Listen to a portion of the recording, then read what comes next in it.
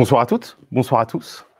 J'espère que vous allez bien. Installez-vous confortablement, prenez un thé, un café, une bière ou quoi qu'est-ce. Pour vous installer confortablement pour ce live LinkedIn, n'hésitez pas à dire bonjour dans les commentaires que je vois un petit peu qui est là. Je suis ravi, moi en tout cas, d'être là. Et puis je suis un peu stressé, je vous avoue, c'est mon premier live LinkedIn, alors j'ai un peu hâte de voir comment ça va se passer. Donc voilà, bonjour à toutes, bonjour à tous. On va parler artisanat du logiciel ce soir, software craftsmanship. Ça va être des exercices d'élocution, hein, je vous cache pas. C'est quand même des mots pas très faciles à prononcer. Mais on va voir ce que c'est ensemble ce soir et puis voilà, découvrir ça ensemble. Donc voilà, je vous laisse encore un petit moment pour arriver. Installez-vous confortablement. Si vous êtes en voiture, soyez prudents, soyez prudentes et ne regardez pas l'écran, regardez la route. Installons-nous, profitons ensemble de ce live, de ce premier live d'ailleurs de l'année, ce premier Meetup by UNUP. Et puis j'en profite pour vous souhaiter une très très bonne année 2024. Mes meilleurs vœux. Voilà, donc installez-vous confortablement, ça va commencer dans quelques instants du coup pour parler de ce sujet, l'artisanat du logiciel, le software craftsmanship, le software craftswomanship. Shift. On va expliquer tout ça dans quelques instants. Je pense qu'on va pouvoir bientôt commencer puisque vous êtes là, a priori. Du coup, c'est parti. Parlons de l'artisanat du logiciel. Du coup, je vais commencer par me présenter tout d'abord. Moi, c'est Laurent Laluc. Je suis Scrum Master chez UNUP. Et moi, ça fait 7 ans que je suis Scrum Master d'ailleurs. Et j'ai fait un voyage dans l'agilité, dans le monde du développement, en commençant par être développeur. Puis ça fait quelques années maintenant que je suis Scrum Master. Et j'ai eu envie de vous parler ce soir d'un sujet qui m'a plu la première fois que j'en ai entendu parler. C'est l'artisanat du... Voilà, j'avais entendu parler de ce sujet-là et ça m'avait pas mal plu. Et je m'étais dit, tiens, ce serait peut-être pas mal de partager un petit peu autour de ça. Et puis voilà, ce sujet, il a vécu, il a itéré. Et c'est ce que je vais vous présenter aujourd'hui. Avant tout, je vous l'ai dit, je suis Laurent de la société UNUP. Donc vous pouvez légitimement vous demander qui est UNUP. Vous êtes sur notre page LinkedIn d'ailleurs. UNUP, du coup, c'est la néo-ESN, agile et humaine. On accompagne nos clients dans toutes leurs étapes de leur projet, du build jusqu'au test, en passant par le dev aussi. Et voilà, si vous voulez plus de précision, n'hésitez pas à suivre la page LinkedIn, tout simplement. Puis voilà, éventuellement nous contacter. Si vous voulez plus de précision, on est présent sur 5 sites en France, Lille, Nantes, Bordeaux, Lyon et Rennes. Et moi, je viens de Rennes, justement. Je vous propose d'entrer sans plus tarder dans le vif du sujet, dans l'artisanat du logiciel, où c'est aussi ce qu'on appelle le software craftsmanship. Alors, c'est un nom un peu barbare, hein, software craftsmanship, et c'est pour ça que j'ai envie de passer un petit peu de temps avec vous à définir ce que c'est, l'artisanat. Commençons par la première partie de ce mot, du coup. Qu'est-ce que c'est qu'être un artisan ou une artisane ? C'est pas anodin comme question au final, et je pense que ça vaut le temps de s'y appesantir un petit peu, surtout que quand on pense artisan, quand on pense artisanat, on pense pas forcément au code, au développement, des personnes qui sont derrière un ordinateur. Habituellement, j'ai des accessoires, j'ai une petite boîte à mouchoirs que je sais pas moi-même, là je l'ai pas amenée aujourd'hui, pour vous illustrer un petit peu ce que c'est l'artisanat. Alors, pour moi, l'artisanat, ça tient en 3 points. Du coup, c'est un travail personnel. Quand on parle d'un travail d'artisan, souvent, on parle du travail qu'une personne a réalisé, qu'un artisan ou une artisane a réalisé. Donc ça, c'est... Voilà, je reprends l'exemple de la boîte à mouchoirs. Hein. Moi, je fais de la peinture sur bois, c'est moi qui les peins, mes boîtes. C'est peut-être un peu moche, mais c'est moi qui les peins quand même. C'est un travail dont on est fier, parce que mes boîtes à mouchoirs en bois, même si parfois elles ont des couleurs un petit peu douteuses, moi, j'en suis plutôt fier, en tout cas. Et je les montre à mes amis et à mon chat, qui, j'espère, est fier de moi, hein, sait-on jamais. Mais en tout cas, voilà, j'avais envie de mettre cette dimension de fierté dans la définition de l'artisan ou de l'artisane. Et enfin, et presque surtout, c'est un travail qui répond à un besoin. Bon, la peinture sur bois, je vous l'accorde, c'est plutôt un besoin décoratif. Au final, ça en reste un. Mais pour moi, c'est assez important, et pareil, pour faire le lien avec l'artisanat du logiciel, je trouve que c'est important de mentionner ça. C'est-à-dire qu'a priori, quand on fait de l'artisanat, on ne travaille pas dans le vent. Quand vous avez un artisan, une artisane qui travaille pour vous, qui fait des travaux, qui fait des meubles, qui est menuisier, menuisière éventuellement, ils répondent quand même à un besoin, à une commande, à quelque chose qui a été exprimé. Et bah voilà, pour moi, c'est la troisième composant de l'artisanat. C'est un travail personnel dont on est fier et puis bah, qui répond quand même à un besoin. Et donc, il y a certains standards, par exemple. On va voir ça dans la suite. Du coup, maintenant que j'ai défini l'artisanat du logiciel ou le software craftsmanship, software craftswomanship, ben, c'est voir le développement logiciel au sens large sous ce prisme-là, en se disant que bah, on est tous et toutes des artisans, des artisanes. Et du coup, bah, on va voir dans le détail en quoi ça consiste. Les grands principes, du coup, du software craftsmanship, qu'est-ce que c'est? Alors, comme tout bon talk sur l'agilité, et ben, je vais repartir de la base, du manifeste agile. Donc, vous le connaissez peut-être, sûrement, je ne sais pas, mais voilà, je peux vous le représenter rapidement. Le manifeste agile, ce sont 4 phrases, 4, on dit parfois principes ou mantras, bah, qui du coup guident un petit peu ce qu'est l'agilité. Donc,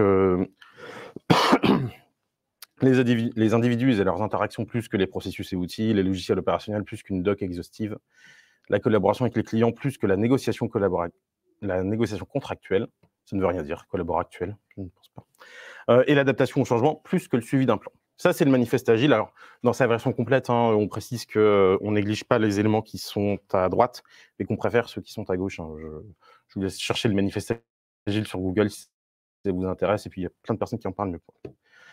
Moi, j'ai envie de le transformer un petit peu, ce manifeste agile. Enfin, moi, pas spécialement moi, mais il a été transformé un petit peu. Par exemple, prenons la première phrase, les individus et leurs interactions plus que les processus et outils.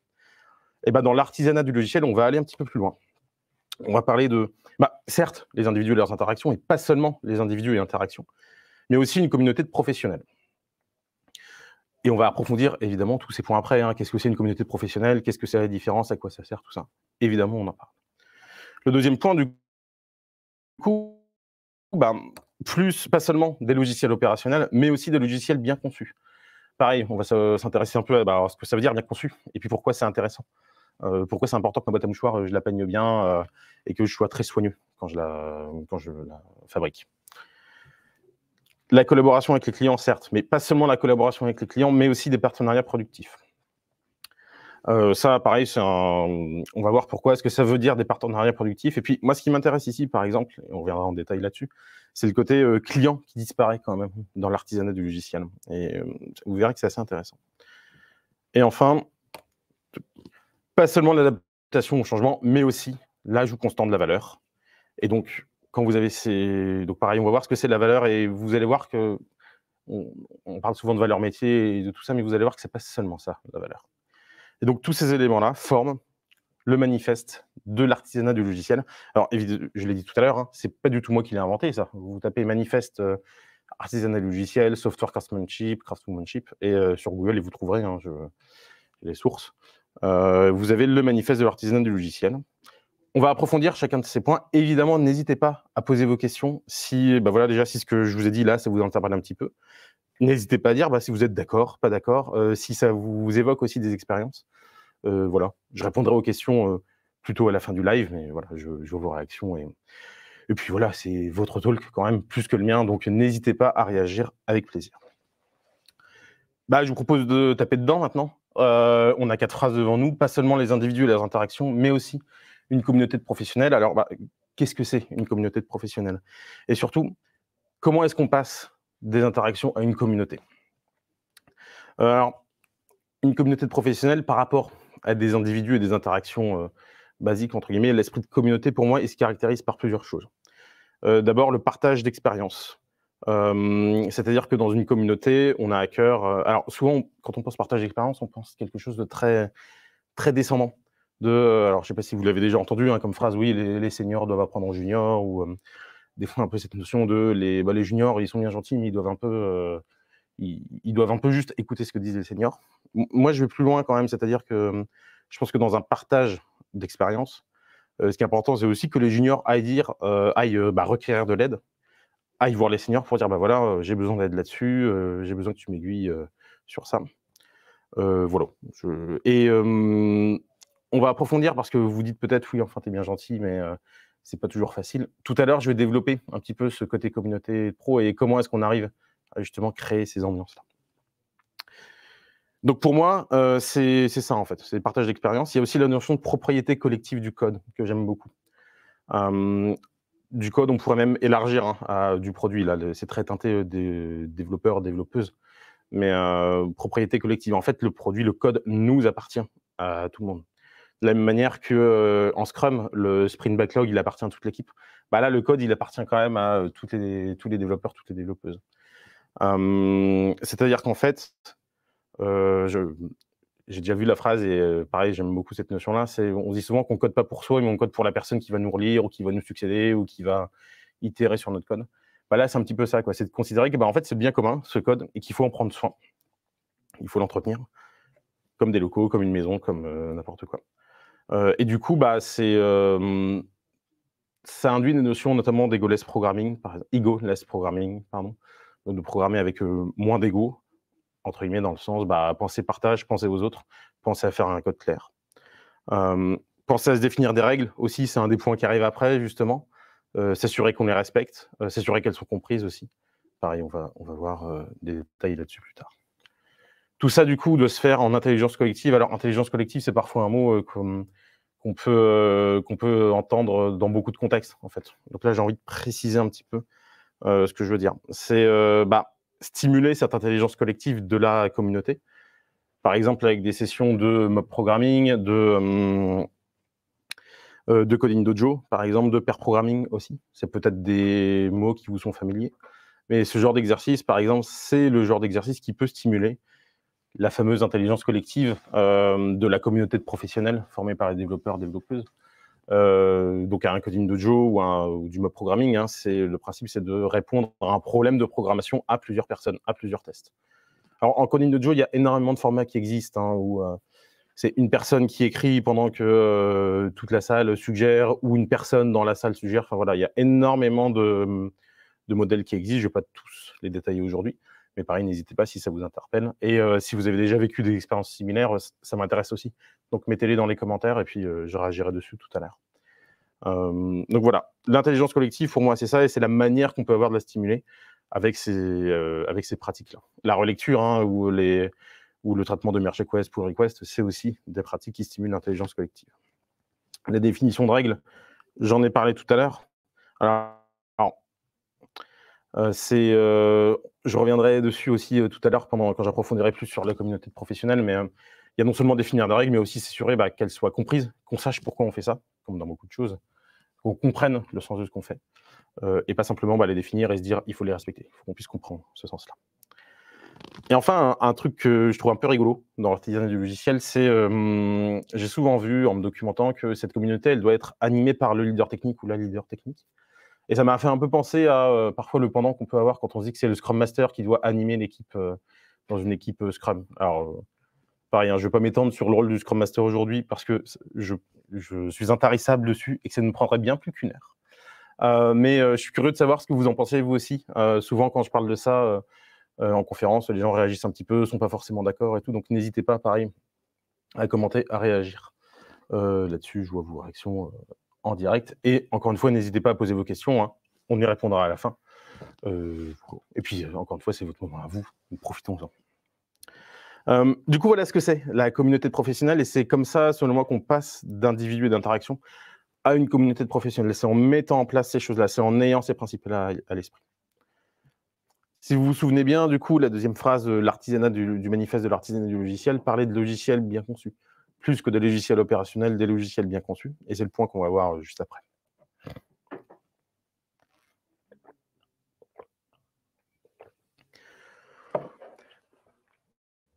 Du coup, on peut légitimement se poser la question de pourquoi est-ce qu'on met l'accent sur la conception? Alors, légitimement ou pas, mais c'est vrai que la question, elle est loin d'être bête, au final. Je reprends mon exemple de boîte de mouchoirs tout à l'heure, là, pourquoi est-ce que c'est important que je l'ai bien peinte? Au final, du moment qu'elle est peinte, ma boîte, on s'en fiche. Que la peinture soit de qualité ou pas, que j'ai mis une couche de vernis ou pas, que j'ai passé plusieurs couches ou pas. Pour le logiciel, on pourrait légitimement se dire la même chose. Et on vous l'a peut-être dit. Je pense que ça fait peut-être résonner des choses en vous, de se dire, oui, mais là, on fait du zèle. On fait de la surqualité. Alors, c'est toujours rigolo, ce mot-là, de surqualité, parce que on n'a pas tous les mêmes échelles. Mais voilà, peut-être que ça fait résonner des choses en vous. Alors, pourquoi est-ce que c'est important? Déjà parce que J'en parle de cette théorie de la vitre brisée, on parle de Broken Window Theory. Vous apprécierez mon accent anglais, parfait. Déjà, il y a un peu un truc qui fait que quand un logiciel est mal conçu, quand on voit dans le code, enfin ça vous est peut-être déjà arrivé, moi ça m'est arrivé quelques fois, je dois l'avouer, en tant que développeur, voilà, d'arriver sur du code qui est, où il n'y a pas de test unitaire, où il n'y a pas de commentaires, où les bonnes pratiques ne sont pas respectées, ou peut-être qu'elles n'étaient pas en place. Et donc cette théorie de la vitre brisée nous dit un petit peu que, en fait, quand on voit une vitre qui est pétée dans la rue, tout ce qu'on a envie de faire, ou ce qui pourrait être tentant de faire, c'est d'en péter une autre ou de mettre un graffiti par-dessus et de voir le coin se dégrader. Je crois que ça tire son origine, si je me souviens bien, d'une étude qui a été faite sur la ville de New York. N'hésitez pas, hein, si vous avez la source, à la mettre, si vous aussi ça vous dit quelque chose. Mais c'était quelque chose comme ça. Pour le code, c'est pareil, c'est de se dire, bon, de toute façon, il n'y a pas de TU, il n'y a pas de test unitaire là-dessus. Qu'est-ce que je vais aller m'embêter à en mettre et à tester toute la classe, tout mon fichier, toute la fonction. Donc déjà, il y a un peu ce côté exponentiel à mal concevoir, entre guillemets, des logiciels. Alors heureusement, il y a des outils qui nous aident à prêter attention à la qualité du code. Justement, pour bien concevoir, on peut se servir de ces outils. Je ne vais pas vous faire l'injure de tous vous les rappeler, mais on peut penser à Sonar, Checkstyle. S'ils sont consultés, hein. Si je fais tourner un Sonar sur mon projet, mais qu'au final, personne ne le regarde, a priori, ça ne sert pas à grand-chose. Donc, voilà, c'est important d'avoir ça à l'esprit. J'ai parlé de tests unitaires tout à l'heure, pareil, hein, s'ils sont exécutés, j'ai déjà été sur des projets où on avait des jolis TU. Enfin, des jolis TU, on avait des TU, en fait, hein, on le faisait bien, on faisait notre travail correctement. Mais parfois, ils n'étaient pas passés avant qu'on commit et qu'on push. C'est un peu embêtant, quand même. Parce que du coup, il y a un double effet qui se coule. Ils ne sont pas consultés. Enfin bref, donc en plus, il faut les corriger. Voilà, il y a ces outils-là. On peut penser à l'intégration continue aussi, hein, qui permet d'automatiser certaines de ces vérifications. Souvent, Sonar, il tourne sur une intégration continue. Pareil pour les tests. Il y a, quand on est sur GitLab CI, par exemple, je pense à ça, parce que c'est mon cas. On peut avoir des tests qui sont exécutés automatiquement et qui empêchent justement de merger, par exemple, ou de mettre à jour la base de code avec des tests qui ne passent pas. Et du coup, j'ai quand même pas répondu à la question de pourquoi c'est important de bien concevoir. Et là, j'ai envie de vous parler de mon automobile. Un peu étonnant quand même, hein. Vous pensiez vraiment pas que j'allais parler d'une plaquette de frein, et si on y arrive pourtant maintenant. C'était pour montrer que, en fait, ne pas porter attention à ce qu'on appelle parfois de la dette technique, mais ce que je vais appeler autrement tout à l'heure, ça peut être néfaste pour le projet, pour le produit, pour le logiciel. Repousser le traitement de cette dette, repousser la bonne conception de son logiciel, parfois on en paye le prix fort. Et c'est ce qui m'est arrivé avec ma voiture, figurez-vous. C'est-à-dire que ma voiture qui roulait très très bien, moi elle s'est mise à faire du bruit quand je freinais. Je me suis dit, oh, c'est bon, pas grave, je traiterai la semaine prochaine. Puis je laisse passer une semaine, 2 semaines, non, pas là, 3 mois, 4 mois, 5 mois. Puis je me suis retrouvé à pas seulement devoir changer mes plaquettes de frein, mais aussi mes disques, par exemple. Là, j'en ai payé le prix fort. Alors, si cette petite histoire elle vous a amusé, pensez à peut-être une situation sur un projet où on vous a déjà dit non, mais là, ça c'est de la dette technique, mais on va corriger plus tard. 1 semaine, 2 semaines, 3 semaines, 3 mois. Ça vous est sans doute arrivé d'avoir des cas de dette comme ça corrigés. Ça vous est sans doute arrivé que quelqu'un vous dise non, mais ça on fera plus tard, et puis on fait jamais. Hein. Moi j'en vois, je vais pas dire tous les jours non plus, je me permettrai pas, mais j'en vois assez fréquemment au final, et je pense que ça peut vous parler. Du coup, c'est pour ça que c'est important de porter une bonne attention à la conception d'un logiciel, grâce aux outils que j'expliquais auparavant. C'est pour s'assurer que on va pas user les plaquettes de frein jusqu'au disque, mais que on garde quand même une certaine qualité de notre logiciel, alors qu'on peut mesurer, quantifier. Pareil, là, je vais pas faire un talk sur la qualité. C'est pas l'objet de ce soir. Mais voilà, il faut garder une bonne conception de ce logiciel, prendre soin de ses affaires, en fait, hein, tout simplement, c'est ça. Donc voilà pour cette partie logiciel bien conçu. Maintenant, j'ai envie de vous parler d'un des points, du 3e point, en fait, de l'artisanat du logiciel.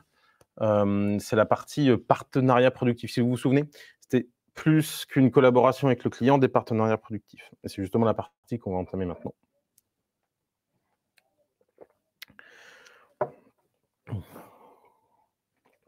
Le virus de l'hiver, la gorge qui gratte quand même. Alors, les partenariats productifs. Comment plutôt est-ce qu'on passe d'une collaboration avec le client, si je cite le manifeste agile, à des partenariats? Déjà, qu'est-ce qui les différencie? Moi, je trouve que la collaboration avec le client, il y a un côté un peu clivant. C'est ce que je vous mets là en tête de cette diapositive. Je vous parle d'arrêter d'opposer. En fait, pour moi, dans le mot client, alors sans dire qu'il y a une opposition, mais il y a un peu de statut. Il y a, on oppose client-fournisseur au final. Moi, ça m'a beaucoup fait penser à la distinction qu'on fait parfois entre le fonctionnel et le technique, entre la MOE et la MOA, entre guillemets, si ce sont des termes qui vous parlent. C'est un petit peu pareil. Et je trouve que pousser à avoir des partenariats productifs, et justement, c'est se dire d'arrêter d'opposer ça, d'arrêter de se dire il y a du fonctionnel, il y a du technique, ne serait-ce que dans les personnes en fait. Il y a la MOA, il y a la MOE, ça non. Ça, c'est pas, pour moi, c'est pas ça un partenariat productif. Du coup, c'est de se dire voilà, on est tous et toutes dans la même équipe et on travaille ensemble. On forme une coalition, si je reprends le terme, un terme qui peut être approprié en tout cas en sociologie. On est dans le même bateau, pour prendre l'expression populaire. Et du coup, quand on en est à se dire, voilà, on a une collaboration, on a des partenariats productifs, moi, ça m'a fait me poser quelques questions. Par exemple, je pourrais vous poser la question, c'est quoi pour vous une story technique? Réfléchissez-y. Une story technique ou un item technique ou une US technique ou une tâche technique. Surtout la partie, le mot technique. Qu'est-ce que c'est en fait? Moi, j'ai un peu du mal à savoir en fait. Pourquoi c'est technique? C'est quoi la différence entre une tâche technique et une tâche, et entre une US technique, alors, ce qui est un peu un abus de langage en plus, hein. On parle souvent plutôt de technical story. Entre une histoire technique et une histoire utilisateur, ça veut dire que l'histoire technique, elle sert à rien? On la fait pas, du coup? Ça se passe comment? Et du coup, dans les partenariats productifs, pour moi, dans le fait de comprendre qu'on est tous et toutes dans le même bateau, ça permet d'arrêter d'avoir ce vocabulaire. Moi, j'aime pas celles et ceux qui travaillent avec moi savent que j'aime pas le terme tâche technique, hein. Ça me hérisse le poil. Et du coup, ça amène à se poser la question de ce que c'est pertinent ou pas d'appeler ça des stories techniques, des US techniques. Et du coup, alors, je le dis de manière un petit peu pompeuse, de passer de la contrainte à la fierté, mais c'est valoriser en fait ce travail qui est fait. C'est-à-dire que, par exemple, quand je fais une montée de version d'un framework que j'utilise, ou quand je corrige des tests, c'est au lieu de se voir ça comme étant une contrainte de il faut encore faire la montée de version, ou faut encore corriger les tests. C'est de se dire non, en fait c'est cool parce qu'on va améliorer la qualité du logiciel, on va le rendre plus robuste, on va permettre de corriger éventuellement ou de prévenir des failles de sécurité. Et donc c'est vraiment de montrer la valeur de ce qui est fait. Et vous noterez que c'est habile, puisque ça me permet de faire la transition parfaite avec l'ajout constant de valeur qui était le dernier point du manifeste du software craftsmanship. Où du coup, alors si vous vous souvenez, c'était pas seulement l'adaptation au changement, mais aussi l'ajout constant de la valeur. Et du coup, je trouve que ça fait une transition parfaite entre les deux. Du coup, comment est-ce que qu'est-ce que ça veut dire en fait? Où est-ce que ça trouve sa place dans l'artisanat du logiciel? Déjà, c'est ce que je mets en tête. J'ai un peu envie de casser ce réflexe pavlovien de valeur métier. Je ne sais pas si vous l'avez vous aussi, si quand je dis valeur métier ou business value, ça vous parle. Mais du coup, ça, pareil, hein, c'est comme j'ai dit tout à l'heure, les US techniques, story techniques et tout. Valeur métier, ça laisse supposer qu'il y a d'autres types de valeurs déjà. Mais du coup, ça veut dire quoi? C'est pas important quand c'est pas de la valeur métier ou de la valeur utilisateur ou que ça s'appelle la business value. Du coup, c'est pareil, ça apporte pas de valeur, on le fait pas. Qu'est-ce qui se passe dans ces cas-là? Donc pareil, moi j'aime pas trop en général ce côté valeur métier. Alors des fois, c'est vrai que pour quantifier la valeur d'un item du backlog ou d'une tâche, plus généralement, d'un élément qu'on développe, ça peut servir de se dire voilà, il y a plusieurs critères, dont l'apport à l'utilisateur, l'apport technique. J'ai déjà travaillé dans des cas comme ça. Donc bon, pourquoi pas. Mais se dire qu'il y a la valeur métier et puis il y a le reste, et donc que c'est plus important que le reste, je suis pas toujours trop d'accord. Toujours sur notre même principe de du coup, si ça apporte rien à l'utilisateur ou l'utilisatrice, on le fait pas, rideau. Enfin, l'artisan, il répond à un standard, il répond à un besoin, hein, si vous vous souvenez du début de la présentation. Bon.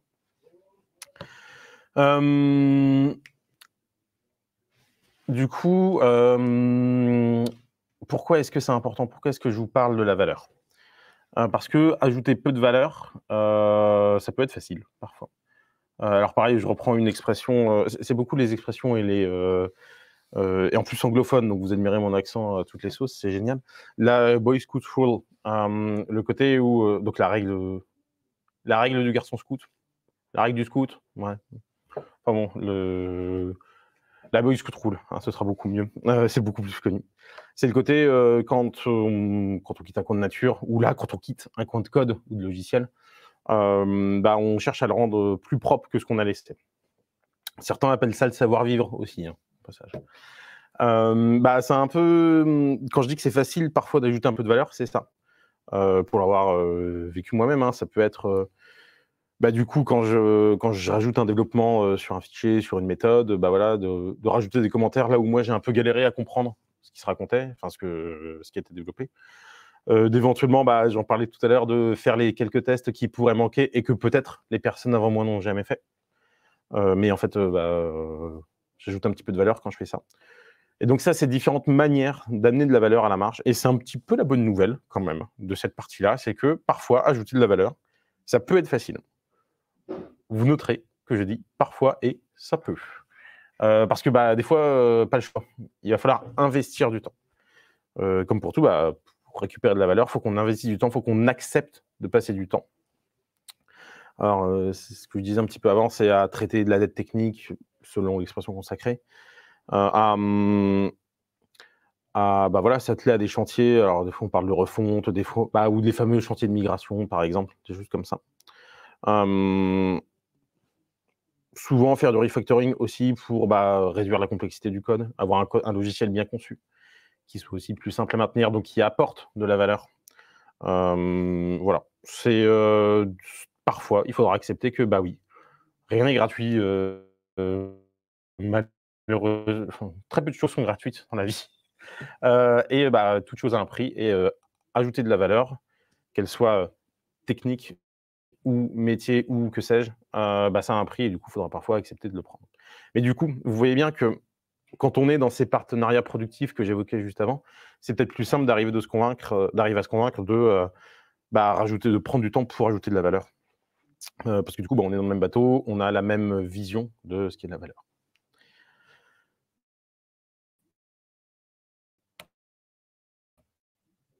Ces 4 points, du coup, forment le manifeste de l'artisanat du logiciel. N'hésitez pas, pareil, à réagir dans le chat, dans les commentaires. Si parfois vous n'êtes pas d'accord aussi, n'hésitez pas. Au contraire, s'il vous plaît, dites-le, parce que moi, c'est ce qui m'intéresse aussi, c'est de pouvoir interagir avec vous. Si quelque chose n'est pas clair, si vous ne voyez pas le lien, n'hésitez pas aussi. On aura le temps à la fin d'y revenir. Donc voilà, n'hésitez pas à prendre ce temps-là. Parce que c'est important quand même, ce manifeste de l'artisanat du logiciel, puisque c'est ce qui base un petit peu toute la présentation. Je vous le relis pour le plaisir de nos oreilles et parce que c'est un peu structurant quand même. Donc l'artisanat du logiciel, c'est pas seulement les individus et l'interactions, mais aussi une communauté de professionnels, pas seulement des logiciels opérationnels, mais aussi des logiciels bien conçus, pas seulement la collaboration avec le client, mais aussi des partenaires productifs, et enfin, pas seulement l'adaptation au changement, mais aussi l'ajout constant de la valeur. Tout cela forme le manifeste de l'artisanat du logiciel, du software craftsmanship.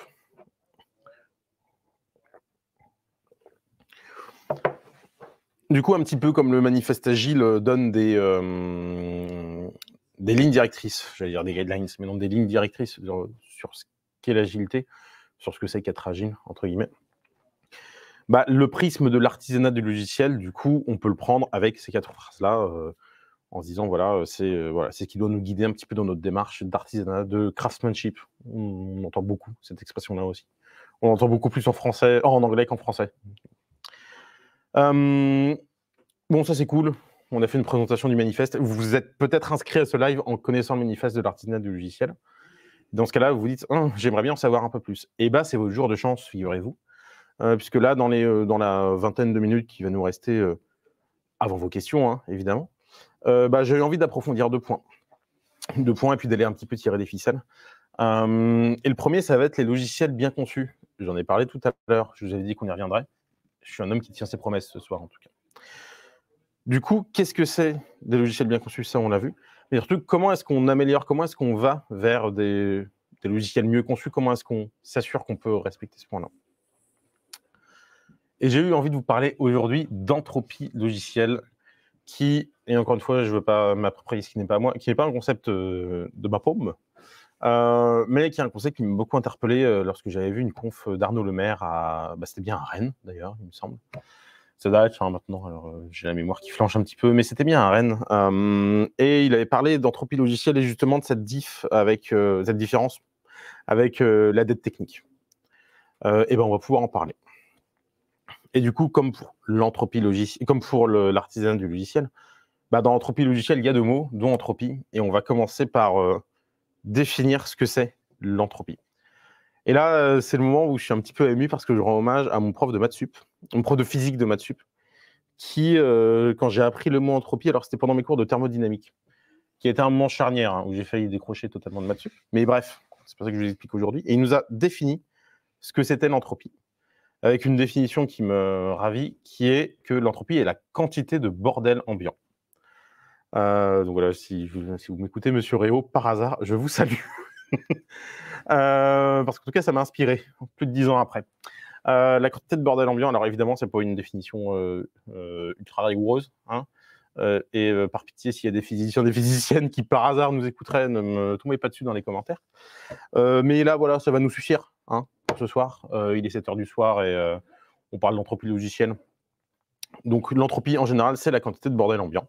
C'est le bazar, alors c'est un état désorganisé de la matière, plus précisément. Et là, on peut se dire que c'est un état désorganisé du code. Il y a 2 caractéristiques à cette entropie. D'une part, c'est qu'elle est inévitable. L'entropie logicielle, et sans doute que l'entropie physique aussi, mais là, j'ai plus les compétences. Aller ailleurs, si c'est ça. L'entropie logicielle, elle est inévitable parce qu'en fait, quand je rajoute du code, quand je rajoute du code, je rajoute de la complexité, justement. Je rajoute une couche qui est, normalement, a priori, je développe un code qui fait plus de choses, qui est plus complexe, pas dans le sens qui est plus compliqué à comprendre, plus compliqué à saisir, pas plus compliqué, mais complexe dans le sens, il fait plus de choses, tout simplement, a priori. Sauf si je décommissionne des choses, et là, oui, mais c'est un cas à la marge.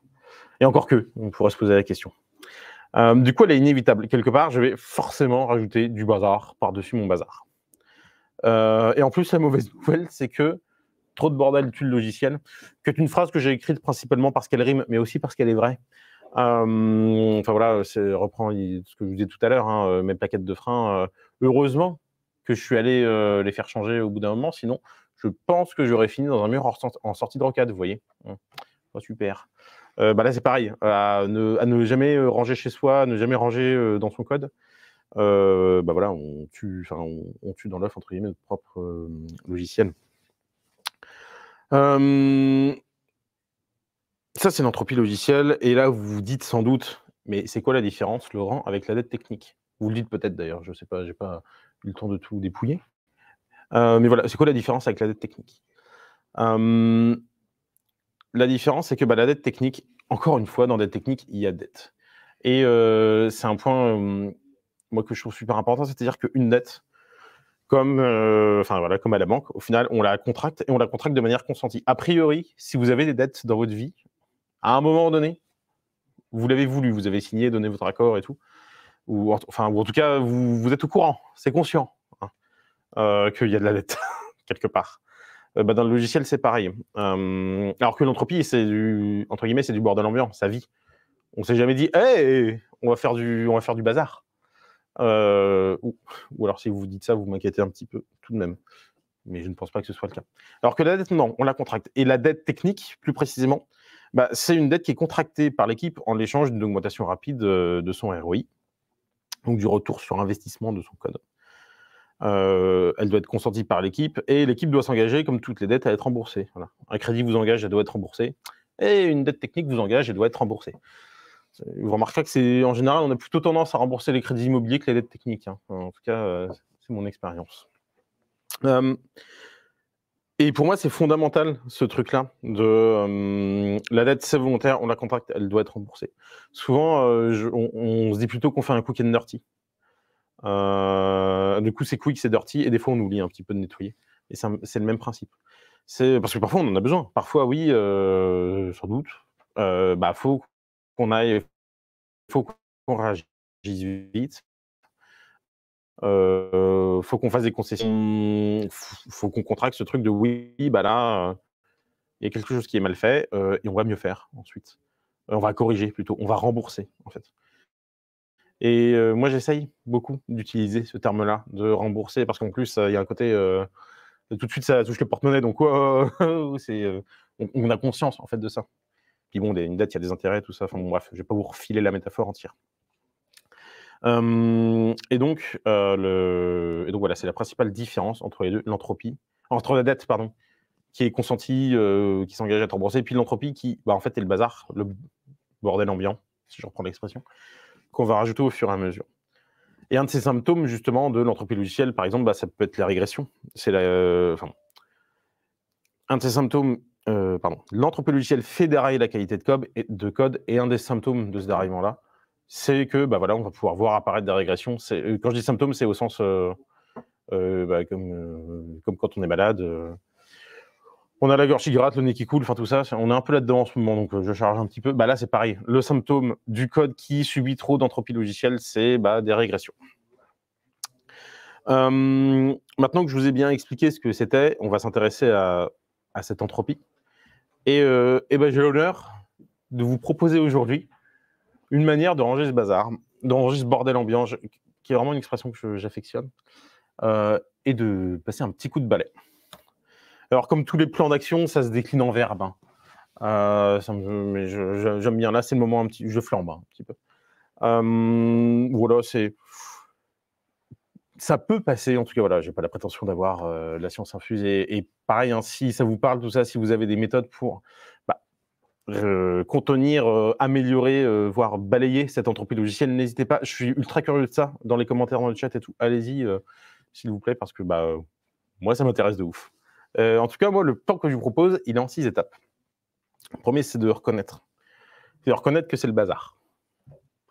Alors là, vous dites, oui, c'est facile. Pas autant. Parce qu'il y a le reconnaître, l'admettre aussi. Et puis, il y a partager cette vision-là. Alors, on va reparler un petit peu après de comment on fédère autour de ça, mais il y a partager, c'est-à-dire que oui, voir que c'est le bazar et qu'il faut qu'on fasse quelque chose. Ensuite, il y a, alors j'ai mis juguler parce que j'avais besoin d'un verbe suffisamment agressif qui tienne en un seul mot. Donc j'ai mis juguler, mais je conçois que c'est un petit peu violent. Mais en tout cas, il faut s'y attaquer. On veut s'attaquer à ce problème d'entropie logicielle. Donc c'est de se dire, allez, on prend nos doigts, nos claviers et on y va quelque part. On va le passer, ce coup de balai, et voilà, on a reconnu qu'il y avait un problème. Maintenant, on s'attaque à ce problème d'entropie logicielle. C'est pareil, hein, il y a une marche entre les deux. La Broken Window Theory, clairement, c'est je reconnais que c'est le bazar, mais je vais rien faire pour le corriger. Entre guillemets, au contraire.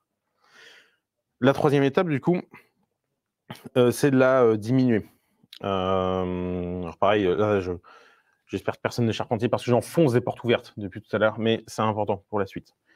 C'est de se dire, bon, voilà, on va réduire ce bazar ambiant, en fait, on va ranger. Hein, si je prends l'exemple de vraiment ce truc de coup de balai, de bazar, du bordel ambiant, on va ranger. On va remettre un petit peu le livre à leur place, tout ça. Mais ça suffit pas. C'est-à-dire que quand vous êtes en coloc et que votre coloc il met le bazar partout, si vous dites juste moi je vais ranger, mais que le coloc continue à mettre son bazar partout, a priori vous êtes sur un jeu à somme nulle, au mieux, voire même ça ne résout pas le problème. Donc il faut aussi apprendre à en générer moins, en fait. Diminuer, c'est aussi apprendre à en générer moins.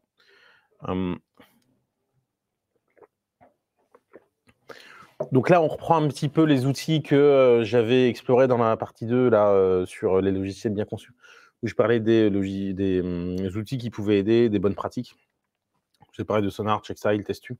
Et du coup, on va utiliser ces outils-là pour apprendre à générer moins d'entropie logicielle. Donc, par exemple, c'est s'assurer que les règles de codage sont non seulement comprises, mais aussi appliquées. Enfin, plutôt, non seulement appliquées, mais surtout comprises. A priori, ça sert à rien d'apprendre à balayer à son coloc s'il ne sait pas pourquoi il fait ça. Là, c'est un petit peu pareil dans le code. Et du coup, voilà, il y a ce côté-là. Donc, c'est partager une vision, hein, quelque part. Je parle... moi, je suis un agiliste quand même, et il y a ce partager la vision de pourquoi est-ce qu'on met en place des règles, pourquoi est-ce qu'on fait des TU, Bah, mine de rien, répondre à cette question-là, parfois, ça aurait pu nous éviter des déconvenues, par exemple. Et puis elle est légitime la question a priori, hein, pourquoi on fait ça? Pareil, s'assurer que les processus sont, alors les processus de qualité, pareil, ça peut regrouper beaucoup de choses, hein, sont compris et appliqués. Et que, tout le monde s'assure que tous ces standards-là, tous ces processus-là, tous ces outils soient utilisés, soient compris, soient appliqués. Qu'on partage vraiment une vision commune de ce que c'est de diminuer, cette, entropie logicielle, d'apprendre plutôt à en générer moins, d'ailleurs. Et du coup, ça arrive au point suivant, fédérer autour de ce combat-là, se dire: «Bah, voilà, allez, on y va». Ça peut pas être diminuer l'entropie logicielle, ça peut pas être le combat d'une seule personne. J'ai déjà vu dans des équipes où parfois ça peut être le ou la leader technique justement qui peut porter ça ou, alors parfois on lui demande, hein, peut-être à tort, mais, voilà, ça peut être ça. Mais ça peut pas être le combat d'une seule personne, bah, pour le problème que je vous évoquais juste avant. Si on est, 5 en coloc et qu'il y a qu'une personne qui passe le balai, a priori, à un moment, il y a un instrument de ménage qui va voler à travers la pièce. On est d'accord? Bah, là, c'est un petit peu pareil et surtout, bah, voilà, en plus des problématiques de, bah, si la personne part et tout, c'est plus faible. Hop là, excusez-moi, j'ai les doigts qui glissent. Donc, il y a fédérer autour de ce chantier-là. Transformer, alors je parle de transformation de l'organisation, puisque souvent l'entropie, elle prend source dans, enfin l'organisation du code est le reflet de l'organisation de travail elle-même. Si vous vous souvenez du nom de cette loi qui m'échappe, puisque, disons-le, j'ai un trou de mémoire tout de suite là-dessus. Si vous vous souvenez du nom de cette loi, n'hésitez pas pareil à le mettre dans les commentaires que, bah, voilà, que vous combliez ma mémoire après tout. C'est aussi votre live LinkedIn à vous, donc je vous mets à contribution. Mais voilà, important de transformer l'organisation. Bah, pourquoi est-ce qu'on en est arrivé à avoir autant de bazar? C'est quand même intéressant comme question. Et là, pareil, hein, c'est pas que à une ou deux personnes de jouer cette transformation-là, vous vous en doutez. Et puis enfin, bah, répéter, s'assurer que, bah oui, l'entropie va pas revenir, notamment parce que, bah, l'organisation, elle va changer, les équipes aussi, les personnes, et du coup, bah, voilà, garder une sorte de vigilance constante, là-dessus.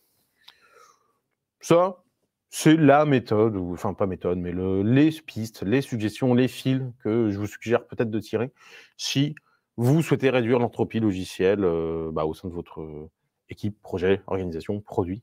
Voilà, si vous souhaitez aller vers, des logiciels bien conçus, comme dans l'artisanat du logiciel, comment on se manifeste. Enfin, j'ai envie de vous parler assez rapidement bah, de la partie, communauté de professionnels. C'était la toute première, alors ça remonte à loin maintenant. Mais, comment est-ce qu'on arrive à créer une communauté de professionnels, où justement, bah, on peut travailler sereinement? C'est l'objet de cette dernière partie, du coup et puis je prendrai un petit peu de temps pour répondre à vos questions ensuite. N'hésitez pas à les poser encore une fois. Du coup, travailler sereinement en communauté, moi, ça me fait penser à la sûreté psychologique. Hem Et donc, bah, je vais vous expliquer ce qu'est, je vais vous donner une définition, vous proposer une définition de la sûreté psychologique. Pareil, je vais y rester, je fais pas le talk entier dessus, mais évidemment, c'est un sujet suffisamment intéressant pour qu'on y passe plus d'1 heure.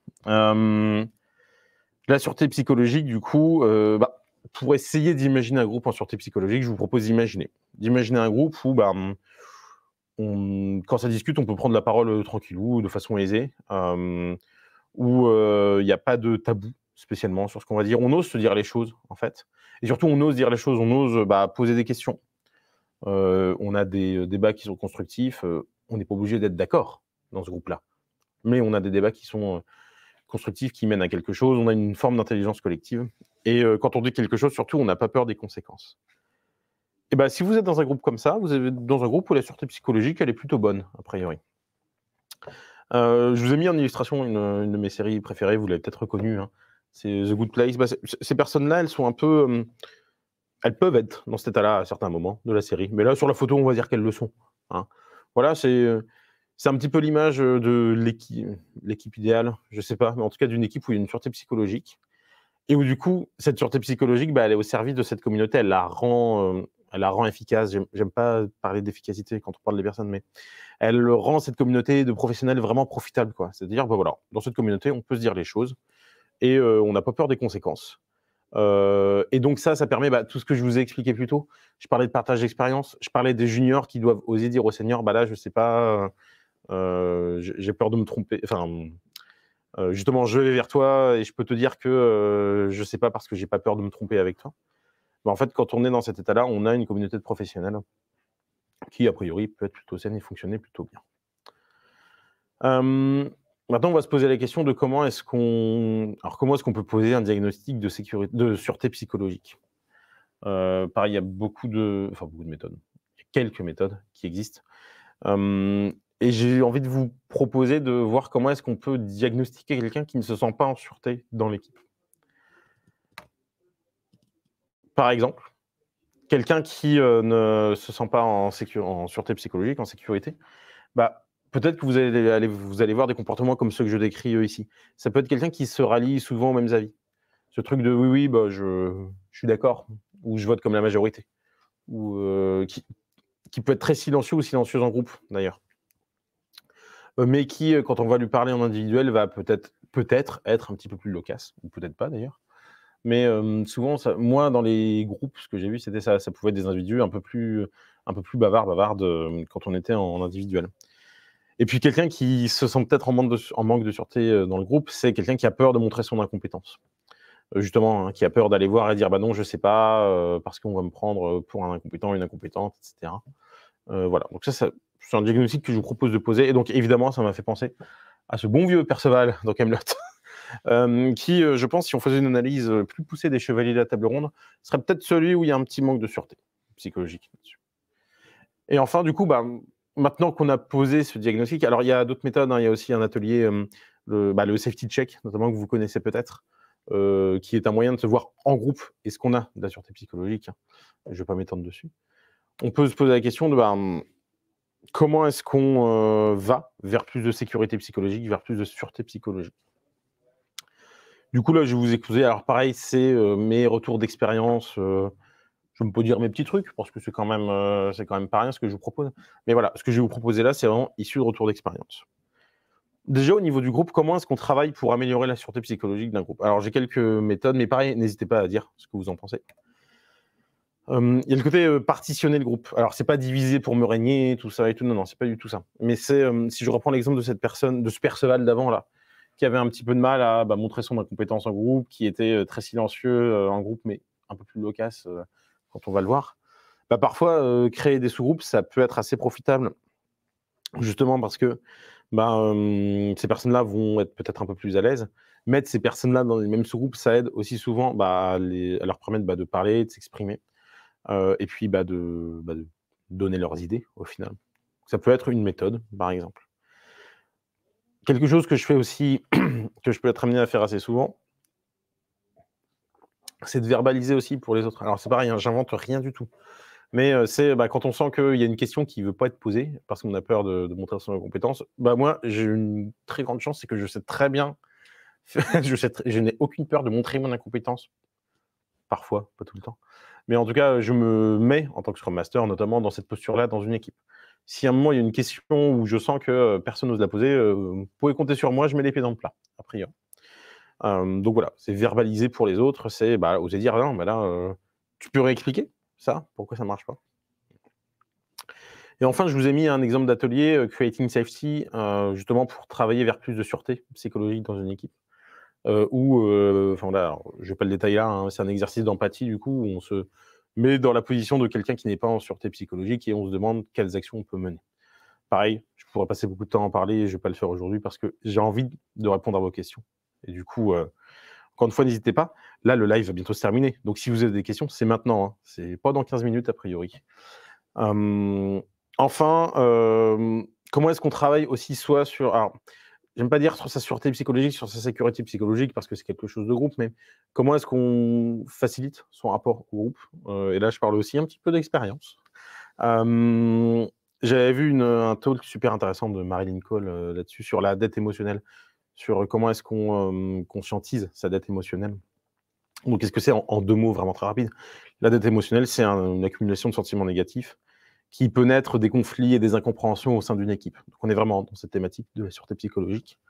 Et du coup, voilà, n'hésitez pas à aller voir ce talk, que je pense que si vous recherchez dette émotionnelle, Marilyn Cole sur YouTube, vous retrouverez la vidéo. Et elle explique notamment que ça passe par plusieurs étapes, dont consentir à travailler sur soi, à faire ce travail sur soi. Et à s'atteler à ça aussi, se demander si on est vraiment prêt à travailler sur cette sûreté psychologique, parce que ça demande un effort. Et puis ensuite, de verbaliser ce qui ne va pas, et puis de, entre guillemets, de se mettre au travail, d'y aller. Et comment est-ce qu'on travaille, comment est-ce qu'on se met au travail là-dessus? C'est en passant par des mécanismes qui ressemblent un petit peu à ceux de la communication non violente, de vraiment se baser sur ses émotions et de repartir des faits, au final. Je vous ai brossé ce portrait-là en quelques, j'allais dire minutes, mais même pas, en quelques secondes. Si ça vous intéresse, n'hésitez pas à taper ça sur YouTube. Ça passe très très bien. On arrive à la conclusion. Alors, je le dis beaucoup, mais n'hésitez pas sur les questions, c'est le moment. Dans 10 minutes, il sera trop tard, malheureusement. Où je vais glisser du coup tout doucement vers la conclusion quand même de ce talk. Comment est-ce que, si ce que je vous ai dit là ce soir, ça vous parle, si vous vous dites c'est quand même intéressant comme prisme l'artisanat du logiciel, mais comment j'y vais entre guillemets, ou comment est-ce que j'adopte une posture, une approche qui se rapproche de l'artisanat du logiciel? Et moi j'ai envie de vous proposer des petits tips, des petites choses, des premiers petits pas au final, pour donner ce premier tour de main à l'argile. Alors, pareil, ce sont des suggestions, mais vous en avez sûrement eu qui vous sont venues pendant mon talk, donc n'hésitez pas, si vous en avez des pareil, à écrire ça dans les commentaires. Mais par exemple, ça peut être proposer un mob refactoring, donc un refactoring donc une refactorisation, enfin un refacto quoi, du code en mob programming, c'est-à-dire de se mettre à plusieurs avec votre équipe et de dire voilà, là, est-ce qu'on ne prendrait pas 1 heure pour faire du refacto sur cette partie-là, puis voir un petit peu les échanges qui en naissent, titiller un petit peu cette intelligence collective-là. Moi, par exemple, en Scrum Master, ce que j'aime bien faire, c'est poser ce diagnostic de sécurité psychologique, de sûreté psychologique. Comment se sent l'équipe? Comment se sentent les personnes aussi? Est-ce que j'ai un Perceval dans mon équipe? Ça peut être une proposition. Moi, ce que j'aurais aimé qu'on me dise en développeur, ça aurait été oser poser une question, en fait. Oser stimuler cette communauté de professionnels. J'y reviens souvent, mais parce que vraiment, c'est ça qui... ça fait partie des choses qui me meuvent le plus. Oser poser une question, oser dire voilà, j'ai pas compris ça, et voir ce qui en émerge, en fait.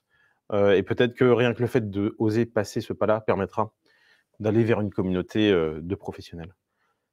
Il y a plein d'autres manières de donner un premier tour de main à cet artisanat du logiciel. N'hésitez pas, encore une fois, si vous avez des idées, allez-y dans les commentaires. L'artisanat du logiciel, du coup, c'est un prisme, c'est une approche. On a un petit peu parlé d'outils ce soir, quand même. Et c'est quand même pas inutile, parce que l'artisan, a priori, travaille avec des outils, en plus de travailler avec ses mains. Mais pour moi, malgré cela, en plus de cela, l'artisanat du logiciel, comme l'indique le titre de ce talk, ça reste de l'humain plus que de la technique. On l'a bien vu là. On n'a pas parlé pendant 1 heure de Checkstyle, SnorCube et tout. On a un petit peu évoqué, mais on a parlé sûreté psychologique, on a parlé fédération autour de l'entropie logicielle, on a parlé communauté de professionnels, on a parlé partenariat productif et arrêter d'opposer fonctionnel et technique. Donc voilà, c'était ça le message que je voulais vous faire passer ce soir. Je vous remercie, en tout cas,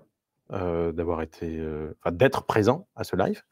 Et puis, n'hésitez pas, vraiment là, c'est le dernier moment pour les questions. Donc, n'hésitez pas à les poser dans les commentaires. Et je crois qu'il y en a d'ailleurs quelques-unes que je vais aller voir. Après avoir eu un petit peu d'eau quand même, parce que... C'est Georges. Bonjour Georges, du coup. Merci pour ton retour. Alors, je suis d'accord qu'on devrait éviter d'opposer le fonctionnel à la technique, mais comment faire quand c'est le métier qui prend les décisions et qu'il faut constamment argumenter pour faire passer des US dites techniques? Merci pour cette question. En tout cas, alors effectivement, c'est une des questions au cœur, et quand je parlais d'arrêter de parler du technique, c'est celle-ci, c'est cette question-là qui est au centre de tout. Pour moi, il y a le côté partager la vision, en fait. C'est souvent, quand ça m'est déjà arrivé, en fait, d'avoir des US techniques, entre guillemets, à faire passer. Souvent, ce que j'aime bien faire, c'est demander, plutôt tech, mais ça apporte quoi à l'utilisateur, utilisatrice? Concrètement, qu'est-ce que ça fait? Si on monte de version Angular, à quoi ça sert? Vraiment. En étant volontairement un petit peu provoquant, justement, de dire, voilà, à quoi ça sert? Et souvent, une question qui aide aussi à trouver cette réponse-là, c'est de dire, qu'est-ce qui se passe si on ne le fait pas? Il se passe quoi si on fait pas monter de version Angular, jamais. Si on reste dans une version obsolète, qu'est-ce qui va se passer? Là, souvent, c'est plus simple d'aller trouver les réponses. Ah oui, il y a des failles de sécurité, les perfs, tout ça. Les composants sont plus maintenus, enfin bref. Et du coup, d'arriver à titiller un petit peu, aller un petit peu creuser le samoil là, de c'est quoi vraiment ce besoin technique, qu'est-ce que c'est? Et du coup, d'en parler avec le métier. Je reparle des partenariats productifs, hein, mais c'est vraiment dire, on est dans le même bateau. Et du coup, de dire, voilà, mais regardez, si on fait pas la montée de version, en fait, l'application, elle s'expose potentiellement à des failles de sécurité, ou alors on va réduire les perfs, ou alors on va mettre plus de temps à développer de nouvelles fonctionnalités parce que le code est moins maintenable. Et moi, j'ai pu utiliser ce levier souvent qui a pu aider, alors sans être vindicatif, hein. On est tous dans le même bateau, donc on commence pas à se tirer dessus. C'est pas à dire attention, j'impose ma mise à jour Angular parce que sinon ça va être le feu et le sang sur le logiciel. Non, non. C'est vraiment dire non, on est ensemble et en fait, il faut qu'on fasse ça parce que c'est nécessaire. Ça rejoint un petit peu dans quand on parlait de la valeur et d'investir de la valeur. C'est un peu ce truc de au bout d'un moment, voilà, les plaquettes, on finit par les changer sur la voiture. Donc c'est un peu du même ordre, quoi. C'est d'aller allez, pour faire un trait d'esprit, c'est d'aller dire au PO que non, faut passer au garage là pour changer les plaquettes. Voilà. Je ne sais pas si ça a répondu à ta question, Georges. N'hésite pas, si jamais tu en as d'autres ou si j'ai pas totalement répondu, avec plaisir. Et n'hésitez pas, d'ailleurs, si vous avez d'autres questions, si vous avez d'autres retours aussi. Peut-être que des choses vous ont interpellé, peut-être que vous n'êtes pas d'accord. Je suis super content qu'on soit pas d'accord avec moi, c'est un petit peu bizarre. Mais non, mais allez-y, voilà, n'hésitez pas si vous avez des retours dans les commentaires. Voilà, si ça vous a inspiré. On a aussi pas mal de contenu tech sur le blog de UNUP. On a des lives LinkedIn, on en a fait quelques-uns aussi. Donc si le live de ce soir vous a plu, n'hésitez pas à aller voir ces contenus-là. Vous êtes sur la page LinkedIn de UNUP, donc a priori vous avez tous les liens. Et je pense même qu'Elisabeth vous a mis un lien pour aller consulter tous ces contenus et même s'abonner à notre newsletter du coup. Et Elisabeth que je remercie d'ailleurs parce que c'est grâce à elle qu'on a ce live ce soir et toute cette technique. Donc merci beaucoup. Donc n'hésitez pas si vous avez des... je t'en prie, Georges. Je suis ravi d'avoir répondu, en tout cas. N'hésitez pas si vous avez des questions. Bientôt, il ne sera plus temps, du coup, de les poser. Néanmoins, voilà, si jamais ça vous vient à froid, parce que, bon, là, on est en fin de journée, vous êtes peut-être en train de rentrer, tout juste rentrer. Si ça vous vient à froid, n'hésitez pas à me contacter. Vous avez mon nom, Laurent Laluc. A priori, il doit être à peu près partout sur cette invitation. Donc, si vous souhaitez m'ajouter sur LinkedIn, allez-y. Si une question qui vient à froid, allez-y. Si vous voulez en reparler, avec plaisir, bien évidemment. Je me ferai un plaisir de répondre à vos questions, en tout cas. Voilà. Je vous remercie, en tout cas, pour votre présence à ce live. J'espère que ça vous a plu. Le premier de 2024, c'était mon premier aussi, donc j'étais un petit peu stressé. Et je suis très content de l'avoir passé avec vous. Inscrivez-vous à la newsletter si vous voulez avoir plus d'informations sur nos autres contenus, les lives, les contenus sur le blog, tout ce qu'on peut proposer, c'est dans la newsletter tous les mois. Et voilà, je vous souhaite une très très bonne soirée, une bonne fin de journée, et je vous dis à bientôt du coup.